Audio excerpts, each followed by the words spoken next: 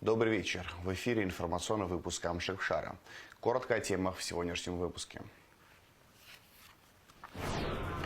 Лампаду с частичкой вечного огня, горящего у Кремлевской стены в Александровском саду, доставили в Сухум в музей боевой славы. В селе Гумыста торжественно открыли мемориальный комплекс памяти погибших защитников Отечества.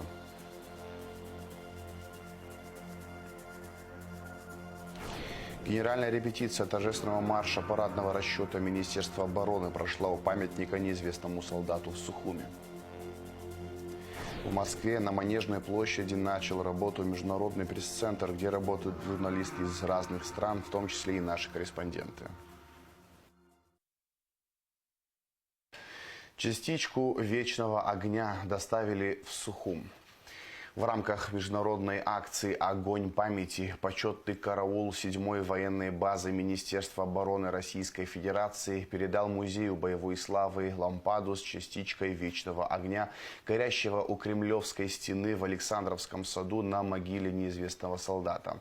В церемонии принял участие президент Бадре Гунба, а также спикер парламента Лаша Ашуба, посол России в Абхазии Михаил Шургалин, члены правительства, представители духовенства, общественности и школьники.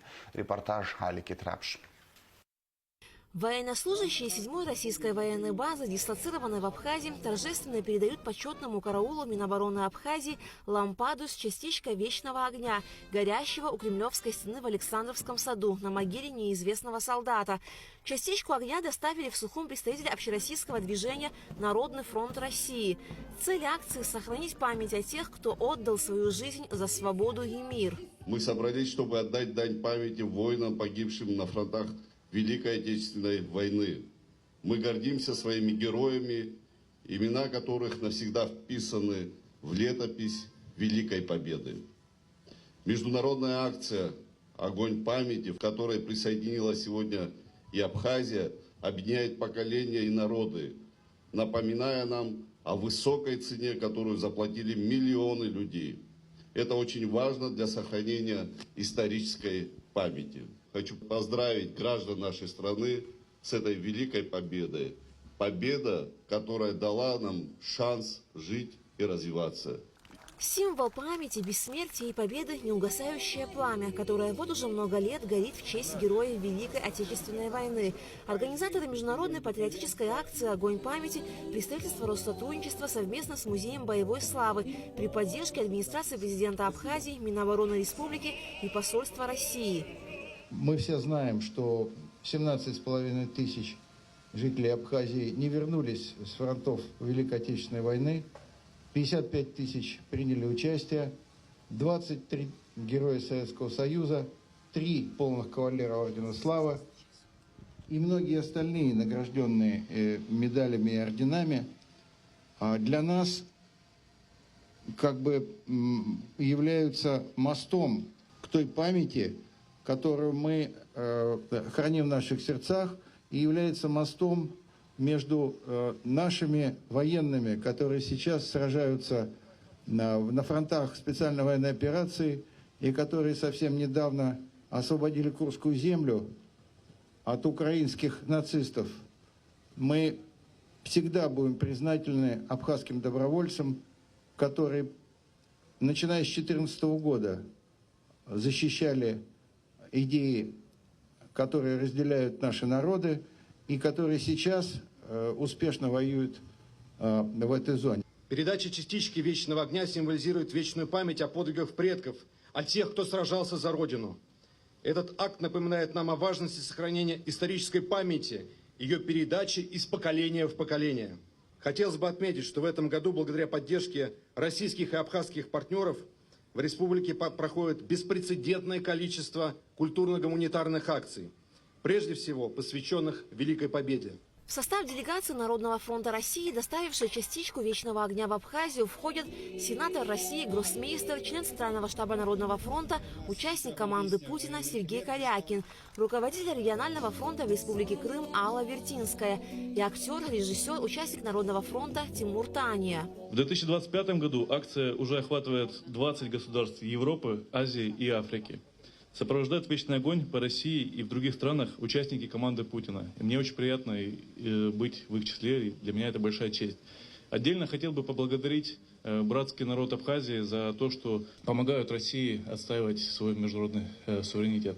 Также в рамках акции лампады с частицей вечного огня передали главам районных администраций, представителям духовенства, Госмузею боевой славы. Кроме того, Музею боевой славы была передана капсула с землей, привезенной из братской могилы Крыма. Собравшимся была представлена концертная программа, исполнены военные песни, а также школьники прочли стихи, посвященные Великой Отечественной войне. Также в рамках акции «Огонь памяти» состоялся мотопробег абхазских и российских мотоциклистов и возложение цветов к памятнику неизвестному солдату. Трапшина Алгвинджи, Абхазское телевидение. Зона для воркаута, футбольное мини-поле и детская игровая площадка. Все это теперь в распоряжении жителей села Гумыста, где торжественно открыли мемориальный комплекс памяти погибших защитников Отечества. Красную ленту перерезали президент Бадра Гунба и глава армянской общины Абхазии Алик Минасян. Шазина Ханагу расскажет подробности. Сквозь десятилетия, сквозь года память о героях Великой Отечественной войны и Отечественной войны народа Абхазии остается живой и трепетной нитью, связывающей поколения. Эти события стали символом мужества, стойкости и беззаветной любви к родине. В селе Гумыста царит особая атмосфера. Торжественно под песни военных лет красную ленту перерезали президент Бадра Гунба и глава армянской общины Абхазии Алик Минасян.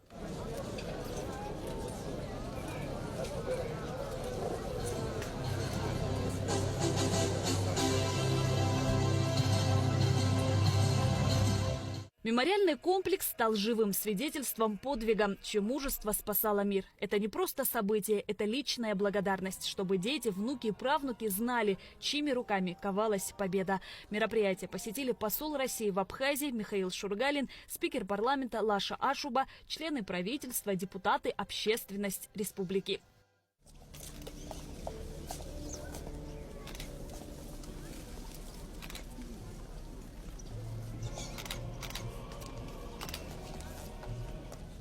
Имя каждого защитника вписано в историю золотыми буквами. Память об их подвигах не меркнет.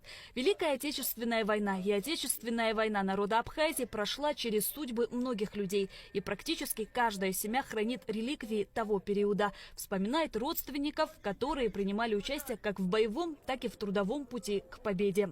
Открытие данного мемориального комплекса является возможностью еще раз увековечить память героев, подчеркнуть преемственность поколений, чтобы память, которую воздвигли эти герои, не подлежала никакой ревизии, чтобы будущие поколения знали правду, историческую правду. Еще отдельно хочу сказать от себя лично и от всей администрации большую благодарность выразить Алику Арудиновичу Минасян за тот труд неимоверный, который он вложил в этот комплекс, и за всех тех, кто рядом с ним стоял. Этот мемориальный комплекс стал центром притяжения. Он служит не только для сохранения памяти о героях, но и стал пространством для активного и здорового отдыха. Комплекс объединяет 4 памятника в честь выходцев из села Гумыста, павших в Великой Отечественной войне и Отечественной войне народа Абхазии, а также мемориал, посвященный жертвам Ладской трагедии и Афганской войны. Здесь футбольное мини-поле с естественным озеленением, детская игровая и спортивная площадки. Комплекс также обустроен прогулочной зоной, питьевым фонтаном. Все необходимые удобства, включая санузел, также предусмотрены. В начале 90-х с судьбой нам выпало познать, что такое защищать Родину, так, как делали это наши деды. В этом особый символ сегодняшнего торжества, мероприятия. Мы открываем мемориальный комплекс в честь героев, покрывших себя неведомой славой, защитников Отечества в годы Великой Отечественной войны и современников, которые вошли в ряды добровольцев в период Отечественной войны народа Абхазии. В 1941 году на фронт ушли сотни гуместинцев. Многие героически сражались, сложили головы и не вернулись к родным очагам. Этот монумент не просто скульптура. Жители села Гумыста гордятся своей историей, так как один из 23 героев Советского Союза, выходцев из Абхазии, Арутюн Чакрян, является их земляком. Комплекс был построен на средства армянской общины при личной поддержке председателя организации Алика Минасяна. Строительство началось около полугода назад. Его открытие приурочено к 80-летию победы в Великой Отечественной войне. Посильный вклад в строительство комплекса внесли и жители Сухумского района. Это знаменательное событие не только в жизни отдельно взятого села, а для всей республики. Подрастающее поколение, приходя сюда, будет проходить мимо плит с именами своих великих предков. И непременно задумается о том, какой ценой досталось это чистое небо. Возможность жить в свободной стране, без выстрелов и без взрывов снарядов. Мы должны и сделаем все, чтобы будущее поколение больше никогда не видели войну, а знали о героическом прошлом из учебников истории. Я прежде всего хочу выразить слова благодарности тем, кто участвовал в строительстве, в создании этого комплекса, этого чудесного памятника, где собраны участники, погибшие и в Великой Отечественной войны, и в Афганской войне, ну и, конечно же, войне народов Абхазии.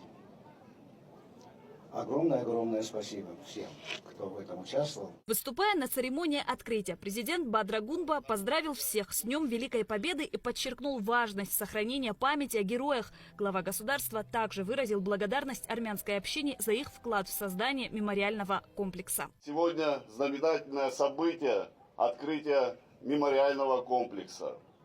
Не было бы одной победы, не было бы и другой победы. Это все взаимосвязь поколений героев, которые готовы отстаивать право народа на существование, право развиваться и жить на родной земле. Это очень важно, когда мы сохраняем память о тех людях, которые навсегда вписали свое имя в историю наших народов. Вечная слава героям, вечная память нашим героям. С праздником Великой Победы поздравил чрезвычайный полномочный посол России в Абхазии Михаил Шургалин. Я хотел бы отметить очень важную связь времен. Мы все когда-то жили в единой стране, которая называлась Советский Союз. Мы все до сих пор чтим память тех, кто отстоял нашу свободу и независимость в 1941-1945 годах. Мы также вспоминаем сегодня тех, кто сражался во время Отечественной войны народа Абхазии в 1992-1993 годах. Мы отмечаем, что и тогда противостояние грузинской агрессии носило характер общечеловеческий. Помимо абхазов, помимо армян, здесь сражались и русские, и русские, этнические русские, и ребята из северокавказских республик, и казаки.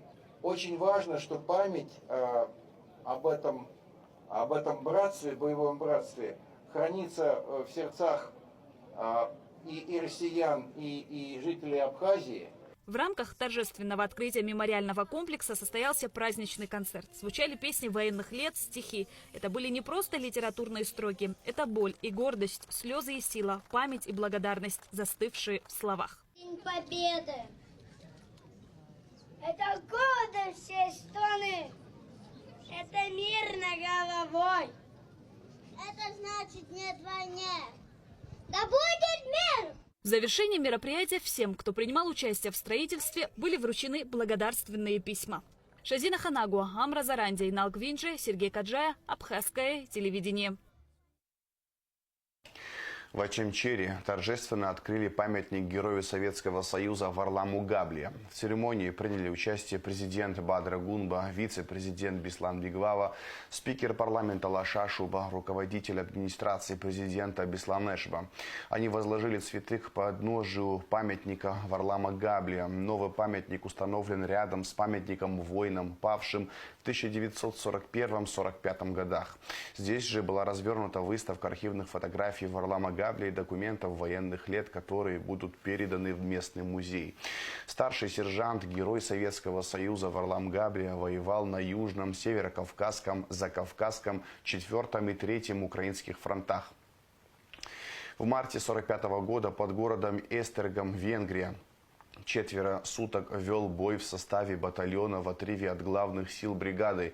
Минометчики уничтожили большое количество живой силы противника. Был тяжело ранен, но с поля боя не ушел. Демобилизовался в июне 1945 года. После демобилизации жил в городе Очамчира. Администрации Гудаутского и Ярославского районов восстановят памятник советским летчикам в Гудауте. 7 мая прошла церемония возложения цветов памятнику, в которой приняли участие глава Гудаутского района Валерий Авицба, руководитель администрации Ярославского района Николай Золотников, депутаты райсобрания, военнослужащие Абхазской армии и 7-й российской военной базы. Работы будут завершены в течение нескольких месяцев. Памятник в виде падающей звезды был построен в 1960-х годах в честь погибших советских летчиков, служивших в военной части в Гудауте и выполнявших учебные вылеты вперед с 43 по 87 годы. На нем выгравировано 7 имен. После реставрации в Ткварчале и селе Губиди Ткварчалского района открыли памятники героям Великой Отечественной войны. Почтить память героев, отдавших жизни за спасение Родины от фашистских захватчиков, пришли школьники и местные жители. В проекте восстановления памятников героям Великой Отечественной войны и Отечественной войны народа Абхазии участвуют 82 абхазских села. Более 77 миллионов рублей на работы выделены из Российского фонда президентских грантов. Восстановление памятников героям Великой Отечественной войны и Отечественной войны народа Абхазии также идет в 9 селах Галского района.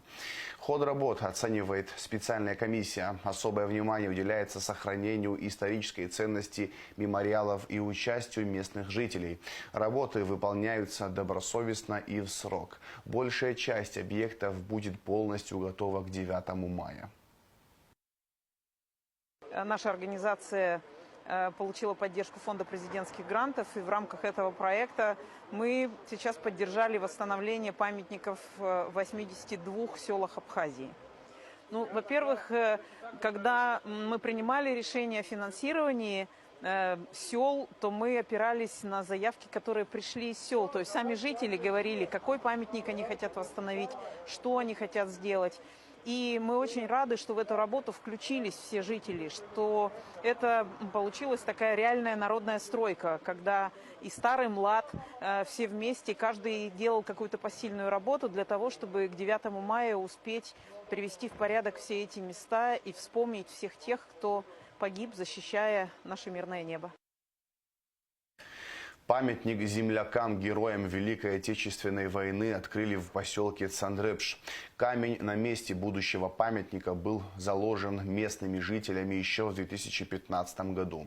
Его удалось построить в рамках проекта по восстановлению памятников героям Великой Отечественной войны. Президент Бадра Гунба встретился с уполномоченным по правам человека в Республике Абхазия Анас Кишмария. Бадра Гунба ознакомился с результатами мониторинга мест лишения свободы в Абхазии, представленными Кишмария. Речь шла о проблемах оказания психиатрической помощи гражданам, о вопросах, связанных с предотвращением семейно-бытового насилия, проблемных ситуациях с получением социальных пособий гражданами на территории Российской Федерации. Президент подчеркнул важность обмена информацией и регулярного общения с омбудсменом. Президент Бадра Гунба побывал в гостях у ветерана Великой Отечественной войны Алексея Ласурия, которому в феврале исполнилось 100 лет. В мае 1945 года он дошел до Берлина и даже расписался на стене Рейхстага. Глава государства поздравил ветерана с 80-летием Победы и пожелал ему крепкого здоровья и бодрости духа. Амацараугзев, харты нугзалаги, шаре фюстче яда пшизафурхатара и нугзалаг патуахзаку. Шара шумя шфархацами инжгдзез, алшара ханатит иха хажларги кнархит, абипаракой гечуци ирнико алшара рыштит, айразы убрегана халатабуб хашасхот, амул агзеджек ахара сихаму акоп, акыршукса шгуб зиена шишер хагамзад. Ветеранов войны Ипполита Гадели от имени президента Абхазии Бадры Гунба поздравили с 80-летием Великой Победы. Поздравительный адрес ему вручил начальник управления капитального строительства Демир Гамисония. Как выяснилось, недавно в доме ветерана был пожар. Дом восстановили, но не полностью. Начальник УКС пообещал, что в ближайшее время ветерану установят новые окна.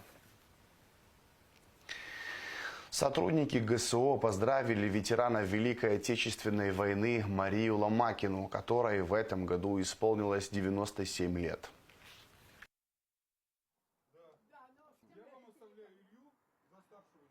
От Государственной службы охраны Республики Абхазия от Дмитрия Сергеевича Дбар. Это тоже вам. В этот светлый праздничный день желаем вам, Мария Филипповна, а также всем ветеранам крепкого здоровья, мирного неба над головой. Пусть каждый момент жизни будет наполнен радостью и теплом. Спасибо за вашу смелость и преданность. С Днем Победы! Вообще я хочу поздравить Абхазию, это самое, с 80-летием окончания войны, вот, чтобы никогда не было войны. Ту войну пережили, конечно, очень тяжело. Вот, теперь мы уже знаем, как это. Вот сейчас вот бедные воюют солдаты, как сейчас обидно, что они сколько их погибает. В общем, я поздравляю, дай Бог им крепко всем здоровья, чтобы дети учились, чтобы все были здоровые, счастливые. Вы знаете, дружите, помогайте друг другу. Генеральная репетиция торжественного марша парадного расчета Министерства обороны прошла у памятника неизвестному солдату в Сухуме. Военнослужащие отработали каждый шаг, чтобы 9 мая отмаршировать без единой ошибки. В этом убедилась Гугуца Вардания. Пока военный оркестр Министерства обороны настраивает музыкальные инструменты на песни военных лет, военнослужащие оборонного ведомства готовятся оттачивать строевой шаг, синхронность и четкость. Главные аспекты парадного расчета. Так проходит генеральная репетиция марша в честь 80-й годовщины Победы в Великой Отечественной войне. В торжественном марше Победы примут участие военнослужащие Министерства обороны и 7-й российской военной базы, а также сотрудники силовых ведомств. Командовать проходом пеших колонн будет начальник управления боевой подготовки Беслан Мушба. Принимать парад первый заместитель министра обороны генерал-полковник Беслан Свижба. Поздравляю вас с 80-й годовщиной Победы в Великой Отечественной войне! Ура! Ура! Ура! Как вы сегодня видели, мы провели генеральную тренировку. Подготовка шла в течение 2 месяцев. Командиры воинских частей слаживания своих коробок подразделений подготовку проводили у себя на пункте постоянной дислокации. Мы, в свою очередь, для слаживания парадного расчета проводили в неделю 1-2 раза занятия, тренировки на этом месте. В параде Победы задействованы авиация и береговая охрана. В пятницу 9 мая в 10:00 у памятника неизвестному солдату пройдет церемония возложения. Далее состоится митинг. В 12 часов отсюда стартует торжественное шествие в честь 80-й годовщины Победы в Великой Отечественной войне. Гугуца Вардания, Ильдар Дамиров, Абхазское телевидение. Торжественное собрание, посвященное 80-й годовщине Победы в Великой Отечественной войне, прошло в Министерстве обороны. Со знаменательной датой военнослужащих поздравил первый заместитель министра обороны генерал-полковник Беслан Свижба. Участников торжественного собрания с праздником Победы также поздравили глава официального представительства Приднестровской Молдавской Республики в Республике Абхазия Гарри Купалба, заместитель начальника отделения военных советников 7-й военной базы Василий Василий Власов. Отличившихся военнослужащих наградили медалями и грамотами. Также были присвоены очередные воинские звания. По завершении торжественного собрания прошел праздничный концерт. 23 воина из Абхазии стали героями Советского Союза. Пример героической стойкости и беззаветной преданности Родине поколение победителей в Великой Отечественной войне всегда вдохновлял и определял линию поведения тех, кто уже в период Отечественной войны народа Абхазии защищал свою Родину. И сегодня нынешнее поколение воинов вооруженных сил добросовестно выполняет свой воинский долг, проявляет выдержку и стойкость в совершенствовании боевого мастерства. 9 мая – священный праздник, который занимает особое место в наших сердцах. Нет такой семьи, которую бы не затронула Великая Отечественная война.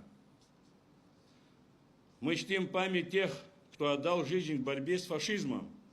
Глубокая благодарность ветеранам Великой Отечественной войны, воинам и труженикам, которые прошли все беды и тяготы войны. Сегодня достойные наследники поколения победителей ежедневно совершают героические поступки в зоне специальной военной операции, отстаивают национальные интересы России, нашего союзника и стратегического партнера. Это великий день, день, который 80 лет назад наши деды и прадеды завоевали непростой ценой, ценой жизни миллионов сограждан всего Союза. В наше непростое время, когда противник не только на поле боя, он еще действует также на просторах информационных, пытаясь стереть память Великой Победы и придать иное значение всем событиям, которые происходили здесь. Но мы с вами являемся достойными продолжателями славных традиций и не дадим противнику и всем тем, кто хочет стереть этот великий день, великий подвиг, мы с вами не дадим этому произойти. В Москве на Манежной площади в преддверии Дня Победы начал работу Международный пресс-центр. Журналисты из разных стран, в том числе и наши коллеги Анна Лагула и Джамбул Чхапелия, готовятся рассказать и показать, как проходят мероприятия к 80-летию Победы в Великой Отечественной войне.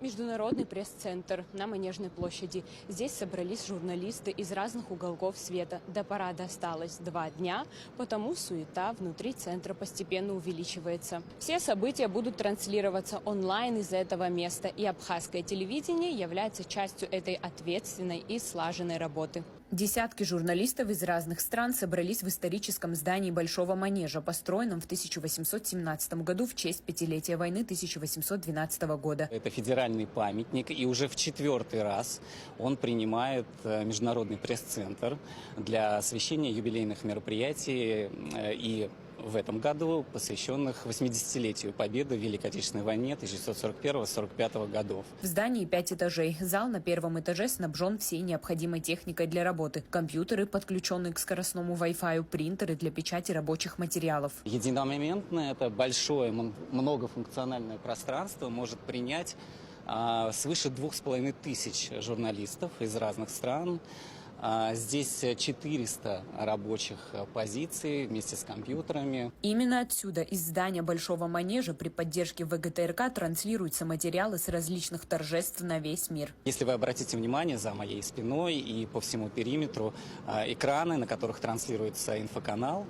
Он специально создан для работы здесь, внутри помещения Международного пресс-центра, и осуществляет вещание о мероприятиях юбилейных торжеств на русском и английском языках.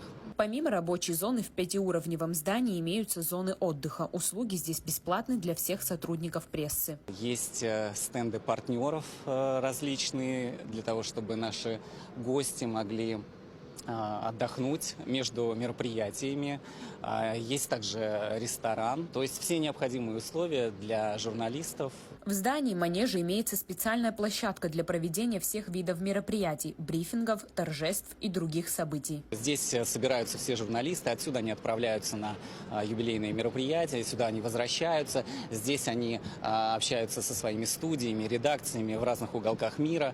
В локации Почты России журналисты могут приобрести открытки и марки, посвященные 80-летию Победы. Почта России традиционно принимает участие в работе Международного пресс-центра юбилеев Победы, и этот год не стал исключением. В этом году мы обеспечиваем бесплатную отправку открыток для всех гостей и сотрудников пресс-центра, для всех журналистов, как по России, так и в страны ближнего и дальнего зарубежья, то есть по всему миру отправляем без каких-либо ограничений. А на стенде Сбербанка можно купить памятные монеты или обменять валюту, а еще отдохнуть в перерыве. Рассказываем о работе военно-полевой почты через нашу инсталляцию, через интерактивную панель, то есть на русском и английском языках можно познакомиться с большим объемом исторической информации. Главная цель данного проекта – возможность ознакомиться с богатой историей Почты России и Почты СССР времен войны.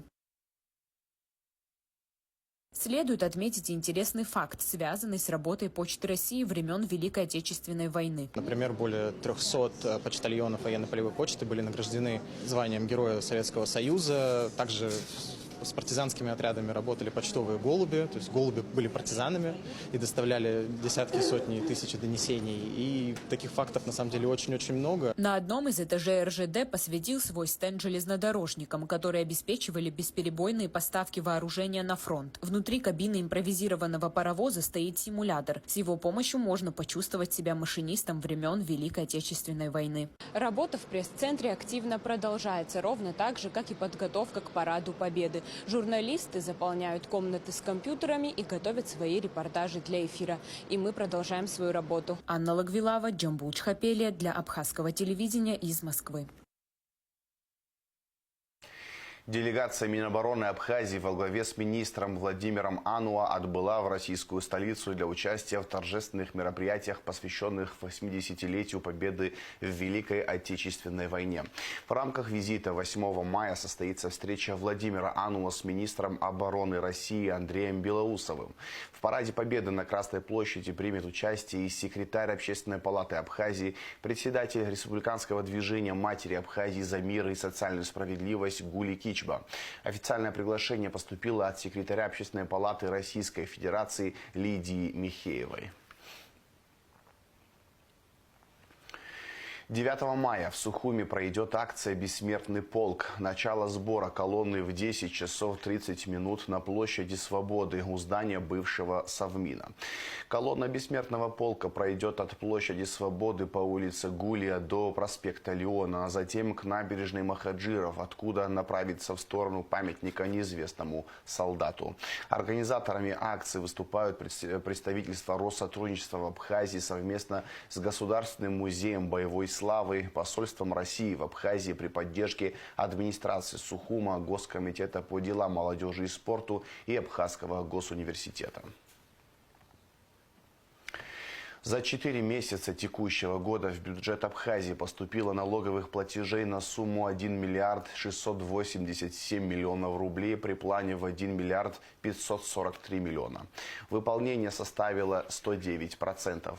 Суммарная разница плана по сравнению с фактическими поступлениями налоговых платежей составила 144 миллиона 268 тысяч рублей. Самые высокие показатели перевыполнения плана по районам у Сухума. Самые низкие у Ткварчалского района.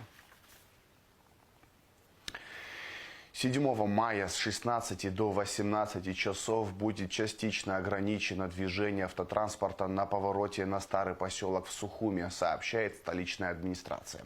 Это связано с асфальтированием дороги. Движение будет полностью ограничено 8 мая с 18 часов до утра. Ремонтные бригады планируют в ночь завершить все работы. А сейчас расскажем о погоде. В четверг, 8 мая, в Абхазии ночью без осадков, днем местами возможен дождь. Температура воздуха ночью 10-15, днем 19-24 градуса тепла. Температура морской воды плюс 15 градусов.